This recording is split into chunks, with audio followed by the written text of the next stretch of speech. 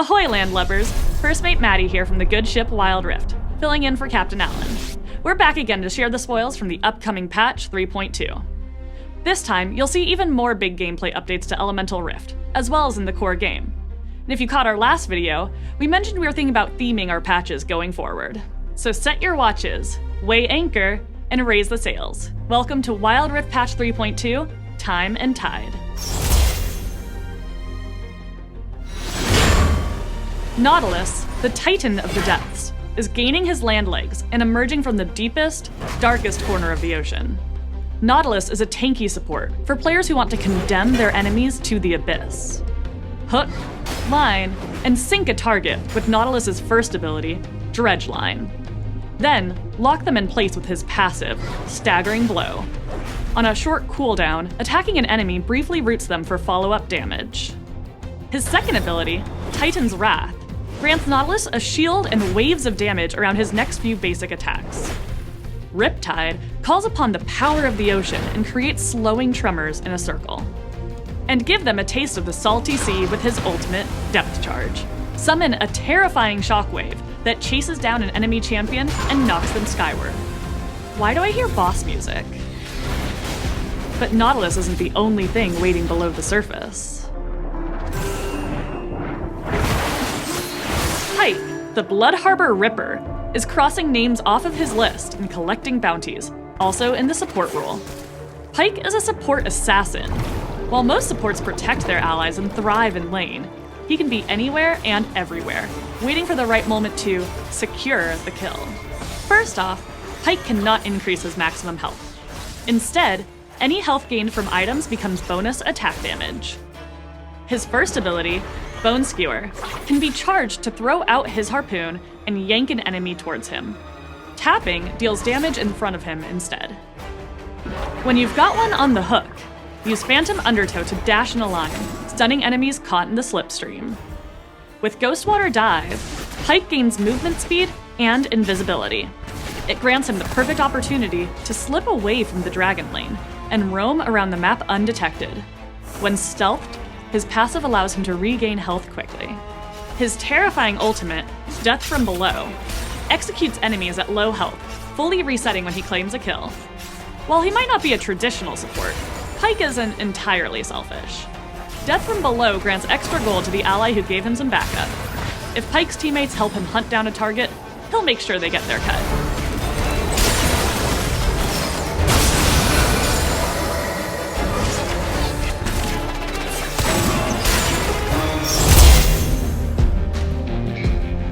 Over the past few weeks, we've been testing one of our biggest gameplay updates, Elemental Rift.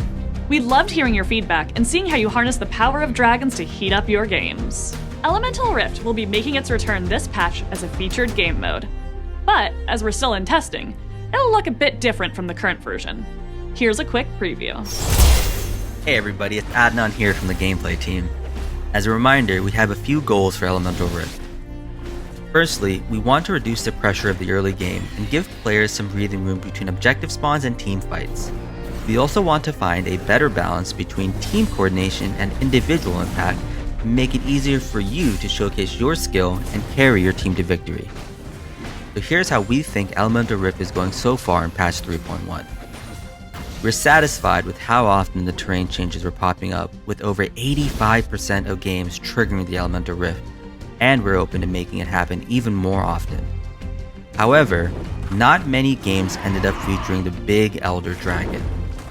On one hand, Elder is pretty powerful, so it's okay if it doesn't show up all the time, but it should appear a little more often so that you can reasonably use it to win your game if it's running long. Speaking of dragons, we're glad to hear that players are happy that the first dragon spawns a little later in the game. But we also hear your feedback that maybe the respawn timers are a little too long. We're considering some changes here in the future, but we're also curious to hear your feedback on this with our next update. In the Time and Tide patch, we're thinking about the design of dragon buffs. This time, we're testing 2 different versions of this system, and we'd love for you to play with both. One system features multiple dragon elements with more weight given to dragons in the late game. and the other test will feature a single element per game that grants a stacking buff as you secure more dragons. With these variations, we're hoping to find a good middle ground between adding an exciting new part of our strategic gameplay while balancing our goals for the map. We can't wait to hear from you as we prepare for Elemental Rift's full release in patch 3.3. We've heard from you since the very first open beta that disruptive behavior is one of the worst experiences you can have in Wild Rift. We know how frustrating it can be to have someone swipe out of your game, leaving you and your teammates at a huge disadvantage. To combat this, we'll be launching the option to remake your games. If one of your teammates disconnects or leaves the game shortly after it begins, you'll have an opportunity to remake the game without being penalized. A remake results in a loss for the absent player, but for everyone else, it'll be as if the game never happened. It also sucks to have a teammate disconnecting midway through a game. So, we'll be rolling out lever mitigations for losses. Any players who leave in ranked will now be penalized more harshly on their climb. In cases like these, the rest of the team will receive more ranked fortitude or lose less VP. These features are just one step on our overall journey to make Wild Rift less frustrating to play, so you can expect to see more changes with that goal in mind later this year. Let's take a look at the gameplay changes coming to this patch. New runes have been a highly requested addition from many of you. I'm pleased to announce, in the Time and Tide update, we're adding more rune options for your loadout. Lethal Tempo is a new keystone rune for champs that love to attack. Gradually increase your attack speed when in combat, and after a few attacks or abilities hit, you'll gain a chunk more. Is it an item? No, it's a brand new rune. Kraken Slayer is joining Wild Rift as a keystone choice for carries. We've plundered the bonus true damage on every third attack to give players some more options in sustained fights. A new minor rune in the domination tree is Giant Slayer. It's perfect for when you know you'll be facing a tankier foe.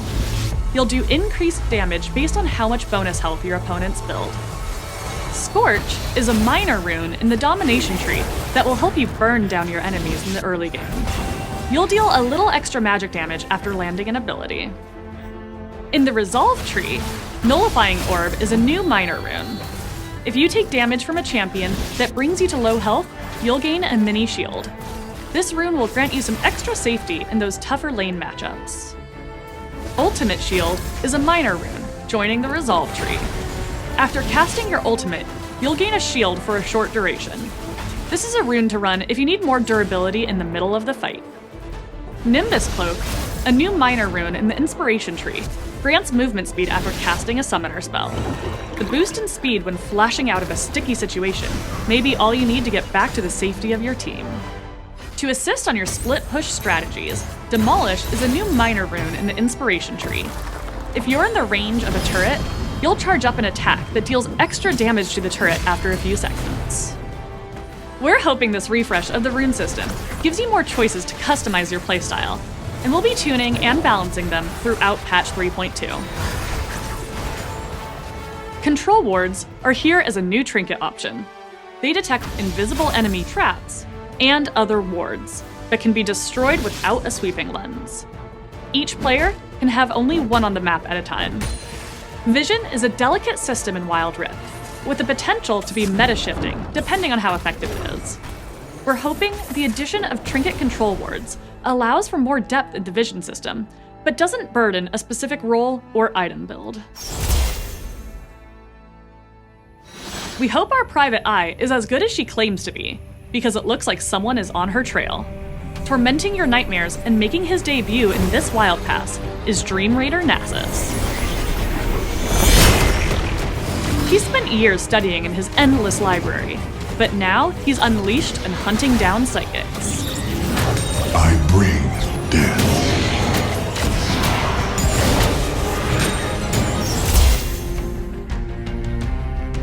This year, we're experimenting with new ways to get content in Wild Rift.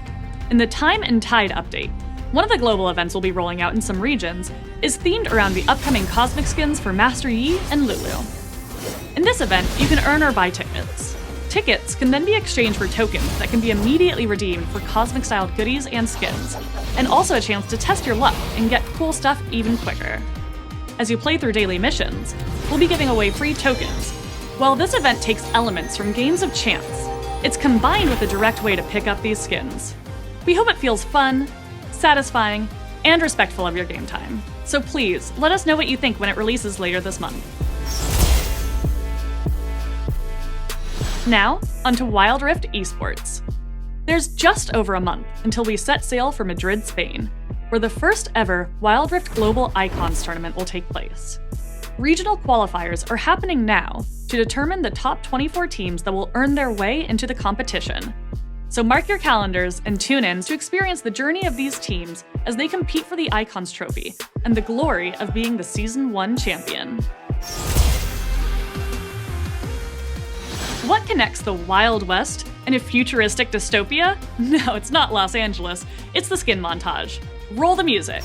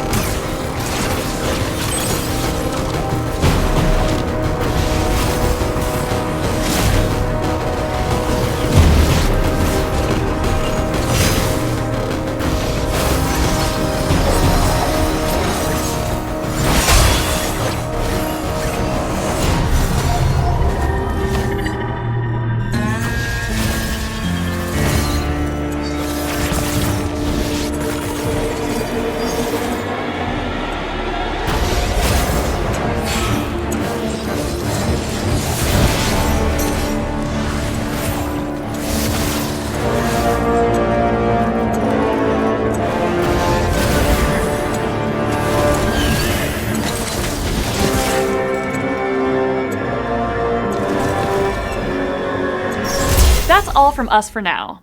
We're looking forward to the release of patch 3.2. Is anyone else getting déjà vu? No importa cuánto tiempo tengas, sino cómo lo usas.